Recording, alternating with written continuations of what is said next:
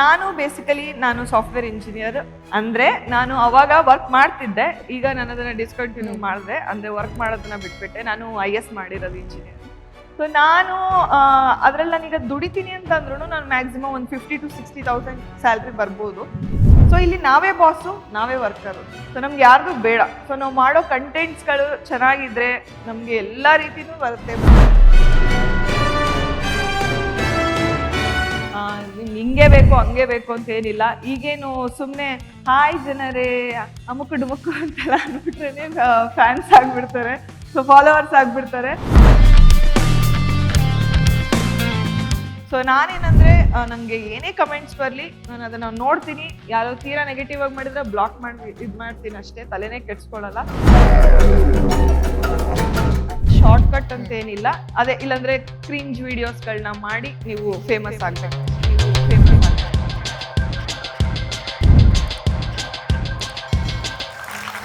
So ಸಾಕಷ್ಟು ಜನ ರೀಲ್ಸ್ಗೆ addict ಆಗೋದಂತೂ guarantee, addict ಆಗ್ತಾರೆ, ಅವರು ಕೂಡ ರೀಲ್ಸ್ ಮಾಡ್ತಾರೆ. ಹಾಗೆ ಸೋಷಿಯಲ್ ಮೀಡಿಯಾ ಮೂಲಕ ಹೇಗೆ ಹಣ ಗಳಿಸೋದು ಅನ್ನೋ ಸಾಕಷ್ಟು ಕುತೂಹಲ ಕೂಡ ಇರುತ್ತೆ, ಪ್ರಶ್ನೆ ಕೂಡ ಇರುತ್ತೆ. ಸೊ ಅದಕ್ಕೆಲ್ಲದಕ್ಕೂ ಉತ್ತರ ಕೊಡೋದಕ್ಕೆ ಇವತ್ತು ನಮ್ ಜೊತೆ ಇದ್ದಾರೆ ಡಿಜಿಟಲ್ ಲೋಕದಲ್ಲಿ ತನ್ನದೇ ಛಾಪು ಮೂಡಿಸಿರುವ ಸುಷ್ಮಿತಾ ಶೇಷಗಿರಿ ಅವರು. ಸೊ ಬನ್ನಿ ಅವ್ರನ್ನ ಈ ಸೋಷಿಯಲ್ ಮೀಡಿಯಾ ಕಂಟೆಂಟ್ ಕ್ರಿಯೇಷನ್ ಜಗತ್ತಿನ ಒಂದಷ್ಟು ರಹಸ್ಯಗಳನ್ನ ಅವ್ರನ್ನ ಕೇಳ್ತಾ ಹೋಗೋಣ. ಮೊದಲಿಗೆ ಅವ್ರನ್ನ ಕಾರ್ಯಕ್ರಮಕ್ಕೆ ವೆಲ್ಕಮ್ ಮಾಡ್ಕೊಳ್ಳೋಣ. ನಮಸ್ತೆ, ವೆಲ್ಕಮ್ ಟು ದ ಶೋ. ನಮಸ್ಕಾರ, thank you so much for this opportunity. Firstly ಹೇಳ್ಬೇಕಂದ್ರೆ ನನಗೆ ವಿಜಯ್ ಕರ್ನಾಟಕ ಅವ್ರು ಈ ಅಪ್ರೋಚ್ ಮಾಡಿದಾಗ ನನಗೆ ಫಸ್ಟ್ ಸ್ಟ್ರೈಕ್ ಆಗಿದ್ದು ನಾನು ನೋ ಅನ್ನೋದೇ ಇಲ್ಲ. ಯಾಕಂದ್ರೆ ವಿಜಯ್ ಕರ್ನಾಟಕ ನನ್ನ ಲೈಫಲ್ಲಿ ಒಂದು ಮೇನ್ ಪಾರ್ಟ್ ಅಂತಾನೆ ಹೇಳ್ಬೋದು. ಯಾಕಂದ್ರೆ ಸೊ ನಾವು 2016 ನಾವು ನಮ್ಮ ಒಂದು ಡಬ್ ಸ್ಮ್ಯಾಶ್ ಕೆರಿಯರ್ ಸ್ಟಾರ್ಟ್ ಮಾಡಿದ್ದು, ಅಂದ್ರೆ ಸೋಷಿಯಲ್ ಮೀಡಿಯಾನ ಯೂಸ್ ಮಾಡಕ್ ಸ್ಟಾರ್ಟ್ ಮಾಡಿದ್ದು. ಅಂಡ್ ನಮ್ದು ವೈರಲ್ ಆದಾಗ ನನ್ಗೆ ಫಸ್ಟ್ ಆರ್ಟಿಕಲ್ ಅಂತ ಬರ್ದಿದ್ದು ವಿಜಯ ಕರ್ನಾಟಕ. ನಮ್ಗೆ ಏನು ಐಡಿಯಾ ಇಲ್ಲ ಅವಾಗ ಆರ್ಟಿಕಲ್ ಅಂದ್ರೆ ಏನು. ಜಸ್ಟ್ ನಾವು ನ್ಯೂಸ್ ಪೇಪರ್ ಓದ್ತಿದ್ವಿ, ನಾರ್ಮಲ್ ಆಗಿ ಓದ್ತಿದ್ವಿ ಅಷ್ಟೇ, ನ್ಯೂಸ್ಗೋಸ್ಕರ ಓದ್ತಿದ್ವಿ ಅಷ್ಟೇ. ಬಟ್ ಆರ್ಟಿಕಲ್ ಬರೀತಾರೆ ಅನ್ನೋ ಐಡಿಯಾ ಕೂಡ ನಮ್ಗೆ ಅಷ್ಟೆಲ್ಲ ಗೊತ್ತಿರ್ಲಿಲ್ಲ ಅವಾಗ. ಸೊ ಆ ಟೈಮಲ್ಲಿ ಹರೀಶ್ ಸರ್ ಅಂತೇಳಿ, ಹರೀಶ್ ಅರಸ್ ಸರ್ ಅವರು ನಮ್ದು ಆರ್ಟಿಕಲ್ ಬರ್ದ್ರು. ಸೊ ಅದಾದ್ಮೇಲೆ ನಮ್ದು ವಿಡಿಯೋ ವೈರಲ್ ಆಗಿದ್ನೆಲ್ಲ ಕೇಳ್ಕೊಂಡು ಅದ್ರ ಬಗ್ಗೆ ಎಲ್ಲ ಕ್ಲೀನ್ ಆಗಿ ಕೇಳ್ಕೊಂಡು ಅವರು ಆರ್ಟಿಕಲ್ ಬರ್ದಾಗ ನಮ್ಗೆ ಅದರಿಂದನೂ ಕೂಡ ಸ್ವಲ್ಪ ರೆಕಗ್ನೈಸೇಷನ್ ಸಿಕ್ತು. ಸೊ ವಿಜಯ ಕರ್ನಾಟಕಗೆ ನಾವ್ ಯಾವಾಗ್ಲೂ ಏನಂತಾರೆ ಚಿರಋಣಿ ಅನ್ಬೋದು ಈ ವಿಷಯದಲ್ಲಿ. ಸೊ ತುಂಬಾನೇ ಆ ಟೈಮಲ್ಲಿ ಆರ್ಟಿಕಲ್ ಬರ್ದಿದ್ದು. ಸೊ ನಮ್ಗೆ ತುಂಬಾ ಟ್ರೋಲ್ಸ್ ಬಂತು ಅವಾಗ, ದುಡ್ಡು ಕೊಟ್ಟು ಬರ್ಸ್ಕೊಂಡಿದ್ದಾರೆ. ನಮ್ಗೆ ಆರ್ಟಿಕಲ್ ಅನ್ನೋದು ವಿಡಿಯೋ ಇನ್ ಕೇಸ್ ನ್ಯೂಸ್ ಅಲ್ಲಿ ಹೋಗಿ ಕೂತ್ಕೋತೀವಿ ಅಂದ್ರೆ ಅದೊಂಥರ ಓಕೆ, ನ್ಯೂಸ್ ಅಲ್ಲಿ ಆದ್ರೆ ಟಿವಿಲಿ ನೋಡ್ತಾರೆ. ಕರೆಕ್ಟ್. ವಿಜಯ್ ಕರ್ನಾಟಕ ಪೇಪರ್ ಅಲ್ಲಿ ಆರ್ಟಿಕಲ್ ಬರೆಯೋದ್ರೂ ಜನ ಅಬ್ಸರ್ವ್ ಮಾಡ್ತಾರೆ ಅಂತೇಳಿ ನಂಗೆ ಅವಾಗ ಸ್ವಲ್ಪ ಜಾಸ್ತಿ ಗೊತ್ತಾಗಿದ್ದು. ಟ್ರೋಲ್ ಮಾಡ್ತಿದಾರೆ ಅಂದ್ರೆ ಟ್ರೋಲ್ ಮಾಡೋ ಒಟ್ಟಿಗೆ ಹೋಗಿದ್ಯಲ್ಲ, ಅದು ಅಷ್ಟು ರೆಕಗ್ನೈಸೇಷನ್ ನಮ್ಗೆ ಸಿಕ್ಕಿದ್ಯಲ್ಲ ಅಂತೇಳಿ. So thank you Vijay Karnataka ಅವರು, ಅವಾಗ ನಮಗೋಸ್ಕರ ಆರ್ಟಿಕಲ್ ಬರ್ದಿದ್ದನ್ನ ನಾನು ಈಗ್ಲೂ ನೆನ್ಸ್ಕೋತೀನಿ. Thank you. ಖುಷಿ ಆಯ್ತು ಶಕ್ತಿ ಸಂವಾದಗೆ 2026 ನನ್ನನ್ನು ಆಪರ್ಚುನಿಟಿ ಕೊಟ್ಟಿದ್ದಕ್ಕೆ thank you so much. Yes Sushmita, ಈಗ ಸಾಕಷ್ಟು ವಿಚಾರಗಳಿದೆ, ಮಾತನಾಡ್ತಾ ಹೋಗೋಣ. ಸೊ ಮೊದಲಿಗೆ ಈ ಕಂಟೆಂಟ್ ಕ್ರಿಯೇಷನ್ ನ ಹವ್ಯಾಸದಿಂದ ವೃತ್ತಿಯಾಗಿ ಬದಲಿಸ್ಕೊಳ್ಳೋದು ಹೇಗೆ ಅನ್ನುವಂತ ಕುತೂಹಲ, ಪ್ರಶ್ನೆ ಅಂತೂ ಸಾಕಷ್ಟು ಜನಕ್ಕೆ ಇದ್ದೇ ಇದೆ, ವೀಕ್ಷಕರಲ್ಲಿ, ನೆಟ್ಟಿಗರಲ್ಲಿ. ಸೊ ಅದ್ರ ಬಗ್ಗೆ ನೀವ್ ಹೇಳೋದಾದ್ರೆ ಹೇಗೆ ಅದನ್ನ ವೃತ್ತಿಯಾಗಿ ಬದಲಿಸ್ಕೋಬಹುದು ಅಂತ. ಹೌದು, ನಾನು ಬೇಸಿಕಲಿ ನಾನು ಸಾಫ್ಟ್ವೇರ್ ಇಂಜಿನಿಯರ್. ಅಂದ್ರೆ ನಾನು ಅವಾಗ ವರ್ಕ್ ಮಾಡ್ತಿದ್ದೆ, ಈಗ ನಾನು ಅದನ್ನ ಡಿಸ್ಕಂಟಿನ್ಯೂ ಮಾಡಿದೆ. ಅಂದ್ರೆ ವರ್ಕ್ ಮಾಡೋದನ್ನ ಬಿಟ್ಬಿಟ್ಟೆ. ನಾನು IS ಮಾಡಿರೋದು ಇಂಜಿನಿಯರಿಂಗ್. ಸೊ ನಾನು ಅದ್ರಲ್ಲಿ ನಾನೀಗ ದುಡಿತೀನಿ ಅಂತಂದ್ರೂ ನಾನು ಮ್ಯಾಕ್ಸಿಮಮ್ ಒಂದು 50,000 to 60,000 ಸ್ಯಾಲ್ರಿ ಬರ್ಬೋದು. ಬಟ್ ನನ್ಗೆ ಕಂಟೆಂಟ್ ಕ್ರಿಯೇಷನ್ ನಾನು ಏನು ಇದನ್ನ ಬೆಳೆಸ್ಕೊಂಡು ಹೋದೆ. ನಾನು ಆಸ್ ಎ ಇನ್ಫ್ಲೂಯೆನ್ಸರ್ ನನ್ಗೆ ಕಂಪೇರಿಟಿವ್ಲಿ ನನ್ಗೆ ಒಳ್ಳೆ ಅರ್ನಿಂಗ್ಸ್ ಇದೆ. So depends on earnings. ಇಲ್ಲಿ ನಾವು ಕಂಟೆಂಟ್ ಕ್ರಿಯೇಷನ್ ಮಾಡೋದ್ರಿಂದ ಸೊ ಇಲ್ಲಿ ನಾವೇ ಬಾಸು, ನಾವೇ ವರ್ಕರು. ಸೊ ನಮ್ಗೆ ಯಾರ್ದು ಬೇಡ. ಸೊ ನಾವು ಮಾಡೋ ಕಂಟೆಂಟ್ಸ್ಗಳು ಚೆನ್ನಾಗಿದ್ರೆ ನಮ್ಗೆ ಎಲ್ಲಾ ರೀತಿನೂ ಬರುತ್ತೆ. ಬ್ರ್ಯಾಂಡ್ ಪ್ರಮೋಷನ್ಸ್ ಬರುತ್ತೆ, ಆಮೇಲೆ ನಾವು ಜನ ನಮ್ನ ಇಷ್ಟಪಡ್ತಾರೆ, ಫಾಲೋ ಮಾಡ್ತಾರೆ. ಸೊ ವ್ಯೂಸ್ಗಳು ಬರುತ್ತೆ, ಅದರಿಂದ ನಮ್ಗೆ ಒಳ್ಳೆ ಅರ್ನಿಂಗ್ಸ್ ಬರುತ್ತೆ. ಸೊ ಕಂಟೆಂಟ್ ಕ್ರಿಯೇಷನ್ ಇಂದ ನೀವು ಆರಾಮಾಗಿ ಒಳ್ಳೆ ದುಡ್ಡು ಮಾಡ್ಬೋದು. ಅಂದ್ರೆ ಒಳ್ಳೆ ರೆಕಗ್ನೈಸೇಷನ್, ಈ ಕಡೆ ಜನನು ನಮ್ನ ರೆಕಗ್ನೈಸ್ ಮಾಡ್ತಾರೆ, ಎಲ್ಲೇ ಹೋದ್ರು ಜನ ನಮ್ನ ಕಂಡಿಡಿತಾರೆ. ಜೊತೆಗೆ ನಮ್ದು ಜಾಬ್ ಜೊತೆಗೂ ಕೂಡ ನಾವು ಕಂಟೆಂಟ್ ಕ್ರಿಯೇಷನ್ ಮಾಡ್ಕೋಬಹುದು. ಇಲ್ಲ ನಾನು ಇದನ್ನೇ ಪರ್ಮನೆಂಟ್ ಜಾಬ್ ತರ ಮಾಡ್ಕೋತೀನಿ ಅಂದ್ರೆ ಆರಾಮಾಗಿ ಅದನ್ನು ಮಾಡ್ಕೋಬಹುದು. ಈಗ ನಾನು ಬೀಂಗ್ ಇಂಜಿನಿಯರಿಂಗ್ ಸೂಟ್ ಆಗುವಂಥದ್ದು ಏನು ಮಾಡ್ತಿಲ್ಲ. I am A content creator full time content creator ಅಂತಾನೆ ಹೇಳ್ಬೋದು. ನೀವೊಂದ್ ಮಾತನ್ನ ಹೇಳಿದ್ರಿ, ಅಂದ್ರೆ ಕಂಟೆಂಟ್ ಕ್ರಿಯೇಟ್ ಮಾಡೋರು ಅವ್ರಿಗೆ ಅವರೇ ಬಾಸ್ ಅಂತ ಹೇಳಿ. ಆಬ್ವಿಯಸ್ಲಿ ಹೌದು. ಹಾಗೆ ಒಂದಷ್ಟು ಜನಕ್ಕೆ ಕುತೂಹಲ ಅಂತೂ ಇದ್ದೇ ಇದೆ, ಅಂದ್ರೆ ರೀಲ್ಸ್ ಮಾಡೋದ್ರಿಂದ ದುಡ್ಡು ಬರುತ್ತಾ, ನಾವು ಸೋಷಿಯಲ್ ಮೀಡಿಯಾದಲ್ಲಿ ಇದೀವಿ ನಮ್ಗೆ ದುಡ್ಡು ಬರುತ್ತಾ ಅಂತ. ಅದ್ರ ಜೊತೆಗೆ ಅಂದ್ರೆ ಇದೆಲ್ಲದ್ರ ಜೊತೆಗೆ ಈ ಯೂಟ್ಯೂಬ್ ಆಡ್ಗಳು ಅದ್ರ ಹೊರತಾಗಿ ನಿಮ್ಮ ಬೇರೆ ಆದಾಯ ಮೂಲಗಳು ಯಾವುವು ಅಂತ. ಓಕೆ, ರೀಲ್ಸ್ ಮಾಡೋದ್ರಿಂದ ದುಡ್ಡು ಬರುತ್ತೆ, ಆಕ್ಚುಲಿ ಬರ್ತಾ ಇತ್ತು. ಬಟ್ ಈಗ ಮಾನಿಟೈಸೇಷನ್ ಸ್ಟಾಪ್ ಮಾಡಿದ್ದಾರೆ ಇನ್ಸ್ಟಾಗ್ರಾಮ್ ಅಲ್ಲಿ. ಸೊ ಅದರಿಂದ ಏನ್ ರೀಲ್ಸ್ ಮಾಡೋದ್ರಿಂದ ನಿಮ್ಗೆ ಏನ್ ದುಡ್ಡು ಬರೋದಿಲ್ಲ. ಬಟ್ ನಿಮ್ಗೆ ಯೂಟ್ಯೂಬ್ ಮಾನಿಟೈಸೇಷನ್ ಇದೆ, ಹಾಗೆ ಫೇಸ್ಬುಕ್ ಮಾನಿಟೈಸೇಷನ್ ಇದೆ. ಸೊ ನೀವು ಅಲ್ಲಿ ವಿಡಿಯೋ ಹಾಕೋದ್ರಿಂದ ನಿಮ್ಗೆ ಅಲ್ಲಿಂದನೂ ಅರ್ನಿಂಗ್ಸ್ ಬರುತ್ತೆ. ಅದ್ರ ಜೊತೆಗೆ ನೀವು ಯೂಟ್ಯೂಬ್ ಆಡ್ ಅಂತ ಕೇಳಿದ್ರೆ ವರ್ತ್ ಆಗಿ ಅಂತ ಹೇಳಿದ್ರೆ, ಸೊ ಅದೇ ನಾವೀಗ ಇನ್ಸ್ಟಾಗ್ರಾಮ್ ಅಲ್ಲಿ ನಮ್ಮ ರೀಚ್ ಮೇಲೆ ಡಿಪೆಂಡ್ ಆಗುತ್ತೆ, ನಮ್ಮ ಕನ್ಸಿಸ್ಟೆನ್ಸಿ ಮೇಲೆ ಡಿಪೆಂಡ್ ಆಗುತ್ತೆ. ಸೊ ಅದರಿಂದ ನಮ್ಗೆ ಬ್ರ್ಯಾಂಡ್ ಪ್ರಮೋಷನ್ಸ್ ಗಳು ಬರುತ್ತೆ. So song promotion, movie promotion, so ಈ ತರ ಪ್ರಮೋಷನ್ಸ್ ಬರ್ತಿದ್ವು. ಒಂದೊಂದಕ್ಕೆ ಒಂದೊಂದು ಬಜೆಟ್ಸ್ ಅಂತ ಇರುತ್ತೆ. ಸೊ ಆ ಬಜೆಟ್ ಮೇಲೆ ನಮ್ಗೆ ಒಳ್ಳೆ ಅರ್ನಿಂಗ್ಸ್ ಬರುತ್ತೆ.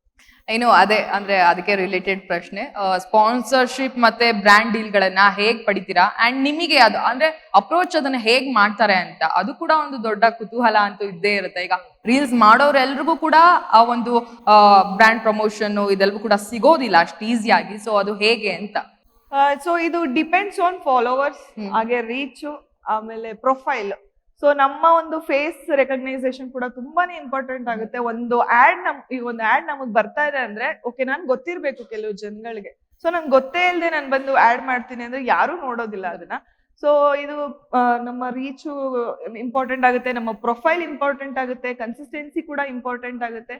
ಸೊ ಇದೆಲ್ಲಾನು ಇಂಪಾರ್ಟೆಂಟ್ ಆಗುತ್ತೆ. ನನ್ಗೆ ತುಂಬಾ ಬ್ರ್ಯಾಂಡ್ ಪ್ರಮೋಷನ್ಸ್ ಮಾಡಿದೀನಿ. ಸೊ ಯೂಶುವಲ್ ಆಗಿ ಹೆಂಗೆ ಅಂದ್ರೆ ನಾವ್ ಅಪ್ರೋಚ್ ಮಾಡಬಾರ್ದು. ಸೊ ನಾವೇ ಹೋಗ್ಬಿಟ್ಟು ಈ ತರ ನಾವು ಪ್ರಮೋಷನ್ ಮಾಡ್ತೀನಿ ನನ್ನ ಪ್ರೊಫೈಲ್ ನ ನಾವೇ ಕೇಳಿದಾಗ ಸೊ ಅರ್ನಿಂಗ್ಸ್ ಕಮ್ಮಿ ಆಗ್ಬಿಡುತ್ತೆ. ಓಕೆ, ನಾವೇ ಕೇಳ್ತಿದೀವಿ ಅಂತ. ಸೊ ಅವ್ರಾಗವ್ರೆ ನಮ್ಗೆ ರೀಚ್ ಆಗ್ತಾ ಇದಾರೆ ಅಂದ್ರೆ ಒಳ್ಳೆ ಗುಡ್ ಅಮೌಂಟ್ ಆಫ್ ಮನಿ ಇರುತ್ತೆ. ಸೊ ನಮ್ಮ ರೆಕಗ್ನೈಸೇಷನ್ ತುಂಬಾ ಇಂಪಾರ್ಟೆಂಟ್ ಆಗುತ್ತೆ.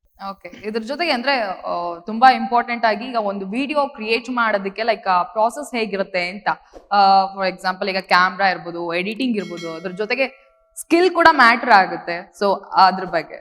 ಓಕೆ, ಒಂದ್ ಒಳ್ಳೆ ಗುಡ್ ಕ್ವಾಲಿಟಿ ಆಫ್ ಕ್ಯಾಮ್ರಾ, ಒಳ್ಳೆ ಕ್ಯಾಮ್ರಾ ಇರುವಂತ ಮೊಬೈಲ್ ಇದ್ರೆ ಸಾಕು.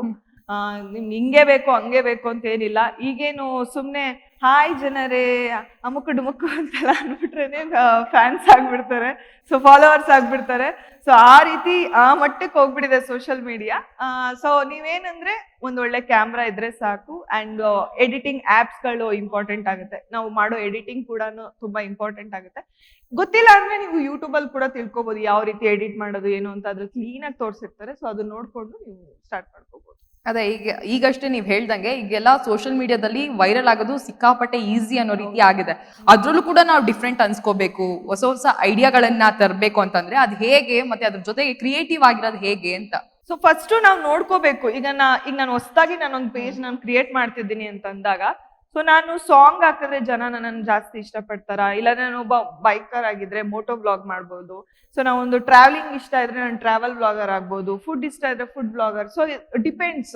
ಸೊ ನಾವು ಹಾಕೋದ್ರಲ್ಲಿ ಯಾವ್ದು ರೀಚ್ ಚೆನ್ನಾಗಾಗುತ್ತೆ ಅದನ್ನ ನೋಡ್ಕೊಂಡು ನಾವು ಅದ್ರ ಮೇಲೆ ನಾವು ಜಾಸ್ತಿ ವರ್ಕೌಟ್ ಮಾಡಿದ್ರೆ ಸೊ ನಮ್ಗೆ ಒಳ್ಳೆ ಆಟೋಮೆಟಿಕ್ ಆಗಿ ಫಾಲೋವರ್ಸ್ ಬರ್ತಾರೆ, ರೀಚು ಆಗುತ್ತೆ, ಅಂಡ್ ನಾವು ರೆಕಗ್ನೈಸ್ ಕೂಡ ಆಗ್ತೀವಿ.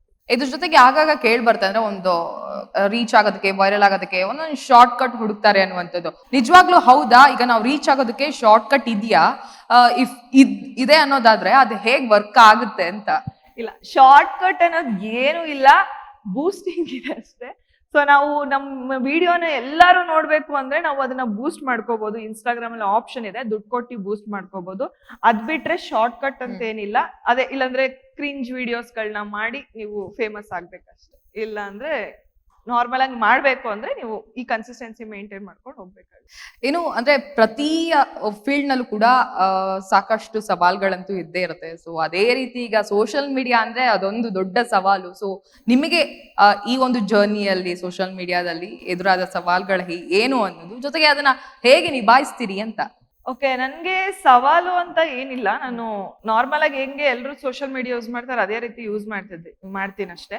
ಅಂಡ್ ನಾನು ಕೂಡ ಟ್ರೋಲ್ಸ್ ಆಗಿದ್ದೀನಿ, ನಾನು ಕೂಡ ತುಂಬಾ ಸಲ ಟ್ರೋಲ್ ಆಗಿದೆ. ತುಂಬಾ ಜನ ನನ್ನನ್ನು ಟ್ರೋಲ್ ಮಾಡಿದ್ದಾರೆ. ಬಟ್ ಅದನ್ನೆಲ್ಲ ನಾವು ಯಾವತ್ತೂ ಅಷ್ಟೇ ಪಾಸಿಟಿವ್ ನೆಗೆಟಿವ್ ಎರಡೂ ಇರುತ್ತೆ. ಸೋಷಿಯಲ್ ಮೀಡಿಯಾ ಅಂದ್ಮೇಲೆ ಫಿಕ್ಸ್ ಆಗ್ಬಿಡ್ಬೇಕು. ಓಕೆ, ನಮ್ಮ ವಿಡಿಯೋ ಚೆನ್ನಾಗಿ ಹಾಕ್ದಾಗ ಕೆಲವರು 10 ಜನ ಪಾಸಿಟಿವ್ ಕಮೆಂಟ್ ಮಾಡ್ತಾರೆ, ಅದ್ರಲ್ಲಿ ಒಬ್ರು ನೆಗೆಟಿವ್ ಮಾಡಿರ್ತಾರೆ. ಸೊ ಆ ನೆಗೆಟಿವ್ ಬಂದ್ಬಿಡ್ತಲ್ಲ ಅಂತ ಅದನ್ನ ಬೇಜಾರ್ ಮಾಡ್ಕೊಂಡ್ ಕುತ್ಕೋಬಾರ್ದು. ಸೊ ನಾನೇನಂದ್ರೆ ನಂಗೆ ಏನೇ ಕಮೆಂಟ್ಸ್ ಬರ್ಲಿ ನಾನು ಅದನ್ನ ನೋಡ್ತೀನಿ. ಯಾರೋ ತೀರಾ ನೆಗೆಟಿವ್ ಆಗಿ ಮಾಡಿದ್ರೆ ಬ್ಲಾಕ್ ಮಾಡಿ ಮಾಡ್ತೀನಿ ಅಷ್ಟೇ, ತಲೆನೇ ಕೆಡ್ಸ್ಕೊಳಲ್ಲ. ಸೊ ಯಾವತ್ತೂ ಅಷ್ಟೇ ಅದನ್ನ ಡೋಂಟ್ ಕೇರ್ ಅನ್ನೋ ತರ ಇರ್ಬೇಕು. ಓಕೆ, ಅದು ಕಟ್ಕೊಂಡು ನನ್ಗೇನು, ಸೊ ನಾನ್ ಏನ್ ಮಾಡ್ಕೊಂಡು ಹೋಗ್ತಾ ಇದೀನಿ ನಾನು ಮಾಡ್ಕೊಂಡು ಹೋಗೋಣ ಅನ್ನೋ ತರ ಒಂದ್ ಇದಿರ್ಬೇಕಷ್ಟೇ. ಸೊ ಅಂತದೇನು ಅಷ್ಟೊಂದು ಸ್ಟ್ರೆಸ್ ತಗೊಳ್ಳೋಂಥದ್ದು ಏನಿಲ್ಲ. ಅದೇ ನಾವು ನೆಗೆಟಿವ್ ಕಮೆಂಟ್ಸ್ಗೆ ಜಾಸ್ತಿ ತಲೆ ಕೆಡ್ಸ್ಕೋಬಾರ್ದು, ಅದನ್ನೊಂದು ಹೇಳ್ತೀನಿ. ಇನ್ನು ಹೊಸ ಕಂಟೆಂಟ್ ಕ್ರಿಯೇಟರ್ಗಳಿಗೆ, ನಾನೇನೋ ಕಂಟೆಂಟ್ ಕ್ರಿಯೇಟ್ ಮಾಡ್ತೀನಿ ಅನ್ನೋರಿಗೆ ನಿಮ್ಮ ಸಲಹೆ ಏನು, ಹಾಗೆ ಏನ್ ಸ್ಪೆಷಲ್ ಟಿಪ್ಸ್ ಕೊಡ್ತೀರಾ ಅಂತ? ಸೊ ಹೊಸದಾಗಿರೋ ಕಂಟೆಂಟ್ ಕ್ರಿಯೇಟರ್ಸ್ಗೆ ಏನ್ ಹೇಳ್ತೀನಿ ಅಂದ್ರೆ, ಆಗ್ಲೇ ನಾನು ಹೇಳ್ದಂಗೆನೆ, ಸೊ ನೀವು ನಿಮ್ಮ ಮೇಲೆ ವರ್ಕೌಟ್ ಮಾಡ್ಬೇಕು. ನಾನ್ ಯಾವ್ದ್ರಲ್ಲಿ ನಾನು ಚೆನ್ನಾಗಿದ್ದೀನಿ, ಸೊ ನಾನು ಡ್ಯಾನ್ಸ್ ಮಾಡ್ತೀನ, ಸೊ ನಾನು ಡ್ಯಾನ್ಸ್ ಕ್ರಿಯೇಟರ್ ಆಗ್ತೀನಿ. ನಾನು ಒಳ್ಳೊಳ್ಳೆ ಡ್ಯಾನ್ಸ್ ಮಾಡಿ ನನ್ನ ಒಂದು ಪ್ರೊಫೈಲ್ ನಾನು ಬಿಲ್ಡ್ ಮಾಡ್ಕೋತೀನಿ. ಇಲ್ಲ ನಾನು ಹಾಡ್ ತುಂಬಾ ಚೆನ್ನಾಗಿ ಹೇಳ್ತೀನಿ, ಹಾಡ್ ಹೇಳಿ ನಾನು ಪ್ರೊಫೈಲ್ ಬಿಲ್ಡ್ ಮಾಡಿ. ಹಂಗೆ ಈಗ ನಿಮ್ಮ ಜಾನರ್ ಏನಿದೆ ಅದ್ರ ಮೇಲೆ ನೀವು ಚೆನ್ನಾಗಿ ವರ್ಕೌಟ್ ಮಾಡಿ ನೀವು ಅದನ್ನ ಸೋಷಿಯಲ್ ಮೀಡಿಯಾಗೆ ರಿಪೀಟೆಡ್ಲಿ ಆಗ್ತಾರೆ. ಎಷ್ಟೊಂದ್ ಜನ ಏಜ್ಡ್ ಪರ್ಸನ್ಸ್ ಎಲ್ಲ ಇವಾಗ ಸೋಷಿಯಲ್ ಮೀಡಿಯಾ ಯೂಸ್ ಮಾಡ್ತಾರೆ. ಅವ್ರದೇ ಒಂದು ಕುಕಿಂಗ್ ಚಾನಲ್ ಇಟ್ಕೊಂಡಿರ್ತಾರೆ. ಅವ್ರ ಕುಕಿಂಗ್ ಚಾನಲ್ ಅಲ್ಲಿ ಅವ್ರು ಅಡ್ಗೆ ಮಾಡ್ತಾನೆ ಫೇಮಸ್ ಆಗಿರ್ತಾರೆ. ಅರೌಂಡ್ ಅವ್ರಿಗೇನೆ 500-600 ಫಾಲೋವರ್ಸ್ ಇರ್ತಾರೆ, ಮಿಲಿಯನ್ ಗಟ್ಲೆ ಫಾಲೋವರ್ಸ್ ಇದ್ದಾರೆ. ಸೊ ತುಂಬಾ ಜನನು ಅಷ್ಟೇ. ಸೊ ನಾವ್ ಏನ್ದ್ರಲ್ಲಿ ನಾವು ಉತ್ತೀರ್ಣ ಇದೀವಿ, ನಾವ್ ಏನ್ದ್ರಲ್ಲಿ ನಾವು ತುಂಬಾ ಚೆನ್ನಾಗಿದೀವಿ ಅನ್ನೋದ್ರ ಬಗ್ಗೆ ಚೆನ್ನಾಗಿ ವರ್ಕ್ ಮಾಡಿ ಅದ್ರ ಮೇಲೆ ನೀವು ಬೇಸಿಸ್ ಮೇಲೆ ನೀವು ಹಾಕೊಂಡು ಹೋದ್ರೆ 100% ರೀಚ್ ಆಗೇ ಆಗ್ತಾರೆ. ಸೊ ಏನು ನನ್ಗೆ ಗೊತ್ತೇ ಇಲ್ಲಪ್ಪ, ಈಗ ನಾನು ಕಂಟೆಂಟ್ ಕ್ರಿಯೇಟ್ ಮಾಡ್ಬೇಕು, ನಂಗೆ ಏನು ಗೊತ್ತೇ ಇಲ್ಲ, ಆಸ್ ಯೂಶಲ್ ಎಲ್ಲರೂ ಮಾಡಿರೋದನ್ನೇ ನೋಡ್ಕೊಂಡು ನೀವು ಮಾಡಿ, ನೀವು ಫೇಮಸ್ ಆಗ್ತೀರಾ ಅಷ್ಟೇ. Yes, thank you so much. ಅಂದ್ರೆ ಶಾರ್ಟ್ ಆಗಿ ಲೈಕ್ ಏನೇನ್ ಬೇಕು ಹೊಸದಾಗಿ ಕಂಟೆಂಟ್ ಕ್ರಿಯೇಟ್ ಮಾಡೋರ್ಗೆ, ಅಂಡ್ ಅಲ್ಲಿ ಏನೇನ್ ಸವಾಲ್ ಇರುತ್ತೆ, ಏನೇನು ಒಂದಷ್ಟು ಸೀಕ್ರೆಟ್ಸ್ ಕೂಡ ಹೇಳಿದ್ರೆ. ಥ್ಯಾಂಕ್ ಯು ಸೋ ಮಚ್ ನಮ್ ಜೊತೆ, ಅಂದ್ರೆ ಇಷ್ಟೊತ್ತು ಟೈಮ್ ಕೊಟ್ಟು ನಮ್ ಜೊತೆ ಬಂದು ಮಾತನಾಡಿದ್ಕೆ. Okay, thank you so much Sushmita. Once again thank you.